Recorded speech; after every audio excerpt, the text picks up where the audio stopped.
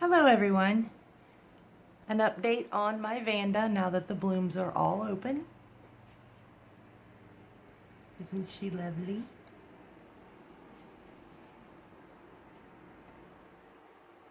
This is just going to be a bud and bloom update and a little bit about my humidity since I grow indoors.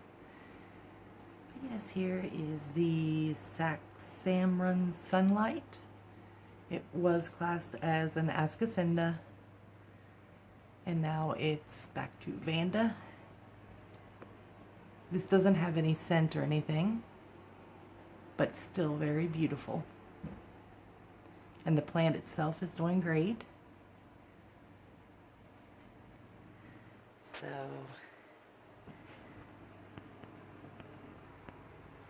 sadly, the buds on this one are fading,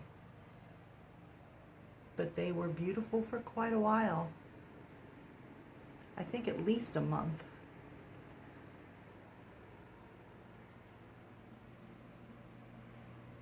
So the plant should be putting out new growth soon, hopefully. My Twinkle, now of course they take forever, but they are starting to branch and show signs of buds, so I'm sure it'll probably be blooming by Christmas. And my Sherry Baby, definitely starting to branch and bud.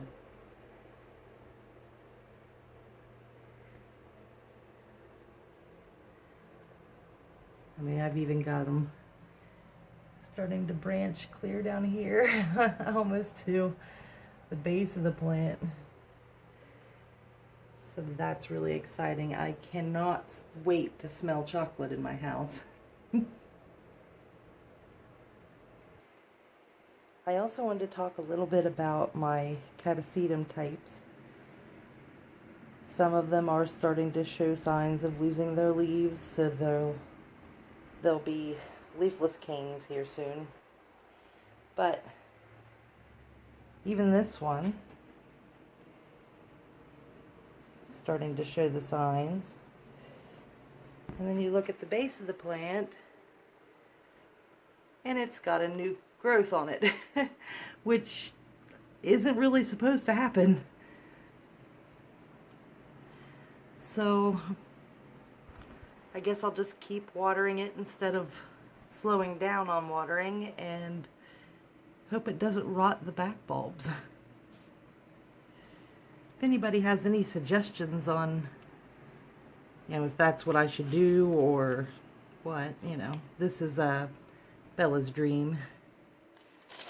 So I've never had this happen, and yeah. I was hoping it was a flower spike when I first saw it, and it looks like it's going to be another new cane.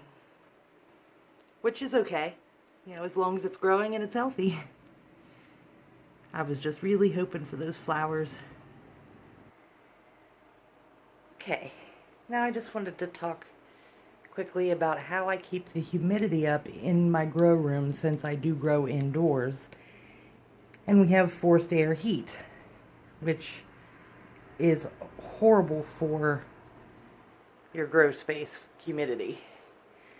Right now it's not really bad. We are getting down to freezing at night, but we're going up to 50s Fahrenheit, sometimes a little lower than that in the daytime when the sun's coming into the grow room. So right now it's 72 in here with 58% humidity. It did get up to 77 because the sun comes right in this window all day. And of course it's starting to go down now, but the humidity 58%, not bad with the heat kicking on and off.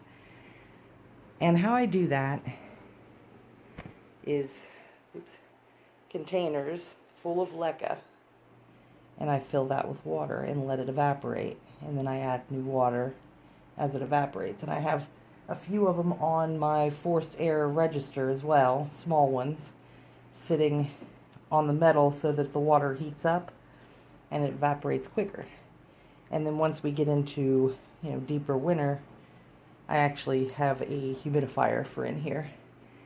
Also, another reason why I like these pots to set my orchids down into. I put rocks in the bottom of it. Let me lift this one up here. You see down in there, there's some rocks. That lifts the plant up off of the base of the inside of the pot so that the plant can get airflow. Plus it has these holes, and it makes me feel safer that I'm not going to knock them over, because these things are really heavy. But they also have this lip, every one of them. And in wintertime when it's really getting cold and I'm having trouble with the humidity staying up, I will actually put water in each one of those trays, and sometimes down in the rocks, depending on how bad the humidity problem is. Just where it's not touching the pot, but it's enough to be able to evaporate and give the plants more humidity. So that is how I create humidity in my grow space in the wintertime. I also have a humidity tray that I'll show you here in a minute. Okay, here's the humidity tray, and I have it underneath of this shelf by the window, which the sun's shining in, so I'm not going to point the camera there. Don't want to blind anyone. So that takes care of the plants on this table. And that's how I create humidity in my grow space.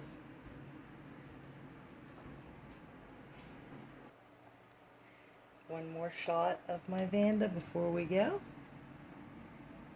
And thanks for watching.